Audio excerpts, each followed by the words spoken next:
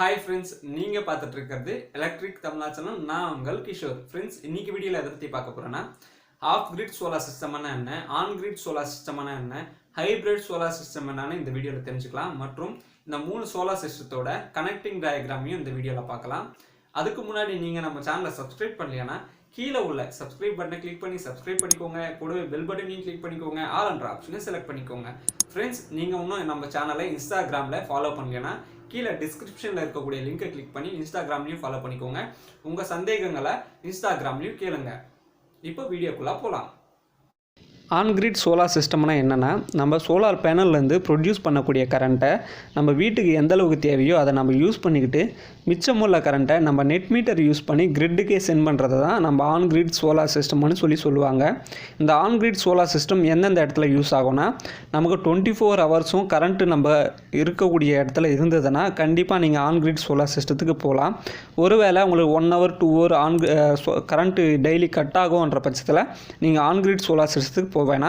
ஏன் சொல்கிறேன்னா, உங்களுக்கு கரண்ட்டு கட் ஆகிடுச்சுன்னா இந்த சோலார்லேருந்து வரக்கூடிய பவரும் கட் ஆகிடும். அதனால் ஆன் கிரிட் சோலார் சிஸ்டத்துக்கு இது மாதிரி இருக்கக்கூடிய இடத்துல போகாதீங்க. இந்த ஆன் கிரிட் சோலார் சிஸ்டத்தில் இருக்கக்கூடிய ப்ளஸ் என்னென்னா, உங்களுக்கு பேட்டரிஸே தேவைப்படாது. அதனால் நீங்கள் இந்த ஆன் கிரிட் சோலார் சிஸ்டத்தை இன்ஸ்டால் பண்ணிக்கிறதுக்கு காஸ்ட்டும் கொஞ்சம் கம்மியாக தான் ஆகும்.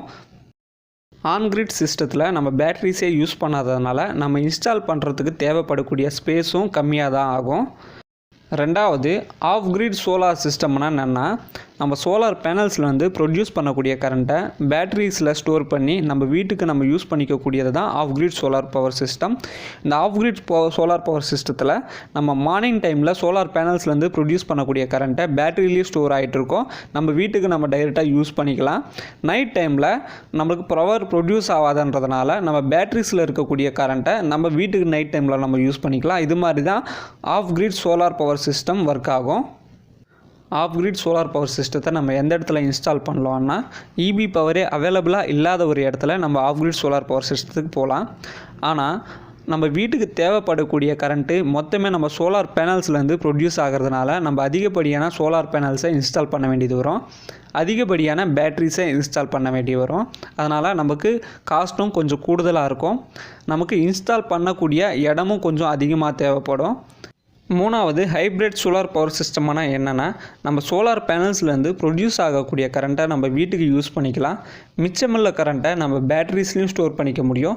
பேட்டரியும் ஒரு வேளை ஃபுல்லாகிடுச்சுன்னா நம்ம நெட் மீட்டரை யூஸ் பண்ணி கிரிட்டுக்கும் அந்த கரண்ட்டை சென்ட் பண்ண முடியும். ஒருவேளை சோலார் பேனல்ஸ்லேருந்து பவரே ப்ரொடியூஸ் ஆகலைனாலும் சரி, நம்ம இபி கரண்ட்டை யூஸ் பண்ணி நம்ம பேட்டரிஸையும் சார்ஜ் பண்ணிக்க முடியும். நம்ம வீட்டுக்கும் பவர் எடுக்க முடியும். இன்னும் புரிகிற மாதிரி சொல்லணும்னா, ஒரு எக்ஸாம்பிளுக்கு சோலார் பேனல்ஸ்லேருந்து ஒரு 30 யூனிட்ஸ் நமக்கு பவர் ப்ரொடியூஸ் ஆகுதுன்னா 10 யூனிட்ஸ் நம்ம வீட்டுக்கு தேவைப்படுதுன்னா நம்ம 10 யூனிட்ஸ் யூஸ் பண்ணிக்கலாம். மிச்சமுள்ள 20 யூனிட்ஸில் 10 யூனிட்ஸை வச்சு நம்ம பேட்டரியும் ஃபில் பண்ணிக்க முடியும். ஒருவேளை பேட்டரி ஃபில் ஆகி இன்னும் 10 யூனிட்ஸ் பாக்கி இருந்ததுன்னா அதை நெட் மீட்டர் மூலியமாக நம்ம இபிக்கும் கிரிட்டுக்கும் அனுப்ப முடியும். இதுதான் hybrid solar power system. Hybrid solar power சிஸ்டத்தில் நெட் மீட்டரை யூஸ் பண்ணி நம்ம கிரிட்டுக்கு பவர் அனுப்ப வேணான்னு நீங்கள் நினச்சிங்கன்னா, ஒரு வேளை நம்ம வீட்டில் எந்தளவுக்கு நம்ம லோடு யூஸ் பண்ணுறோமோ அதுக்கு தகுந்த மாதிரி நம்ம சோலார் பேனல்ஸையும் இன்வெர்ட்டரையும் பேட்டரியும் சூஸ் பண்ணிக்கிட்டோன்னா நமக்கு செலவும் கொஞ்சம் கம்மியாக தான் ஆகும். இப்போது இந்த 3 சோலார் பவர் சிஸ்டத்தையும் எந்தெந்த இடத்துல யூஸ் பண்ணால் நல்லதுன்னு தெரிஞ்சுக்கலாம். ஆன் கிரிட் சோலார் பவர் சிஸ்டம்னு எடுத்துக்கிட்டிங்கன்னா 24 hours இபி பவர் நம்மளுக்கு அவைலபிளாக இருக்கக்கூடிய இடத்துல ஆன் கிரிட் சோலார் பவர் சிஸ்டத்தை யூஸ் பண்ணுங்கள். ஆஃப் கிரிட் சோலார் பவர் சிஸ்டம்னு பார்த்தீங்கன்னா, நமக்கு இபி பவரே அவைலபிளாக இல்லாத ஒரு இடத்துல ஆஃப் கிரிட் சோலார் பவர் சிஸ்டத்தை யூஸ் பண்ணுங்கள். ஹைப்ரிட் சோலார் பவர் சிஸ்டம் பார்த்திங்கன்னா நமக்கு எல்லா இடத்துலையுமே யூஸ் ஆகும்.